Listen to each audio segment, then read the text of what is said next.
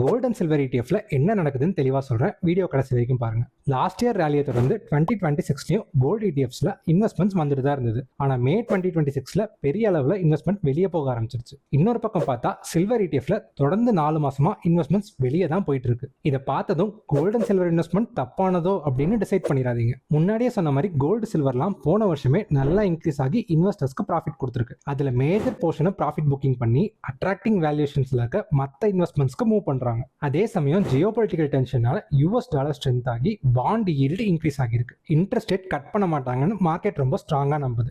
இந்த காரணத்தினாலையும் short டேர்ம்ல metals வாலடைலா இருக்கு. இதெல்லாம் இருக்கட்டும், நார்மல் இன்வெஸ்டர்ஸ் ஆன நம்ம இதுல இன்வெஸ்ட் பண்ணலாமா வேணாமான்னு பார்த்தா உங்க ஓவரால் போர்ட்ஃபோலியோல 5-10% வரைக்கும் மெட்டல் அலோகேட் பண்ணலாம். அதுக்கு மேல வேணாம். மற்றபடி stock market, economy, political tension இதெல்லாம் இல்லாம எல்லா ஃபேமிலி கிட்டையும் ஒரு decent amount of gold backup கண்டிப்பா இருக்கணும். அந்த பர்பஸ்க்காக கொஞ்சம் கொஞ்சமா வாங்குறவங்க எந்த தயக்கமும் இல்லாம தாராளமா அக்குமுலேட் பண்ணலாம். அப்படியே இந்த மாதிரி ஃபினான்ஷியல் அவேர்னஸோட இருக்க என்ன ஃபாலோ பண்ணிக்கோங்க.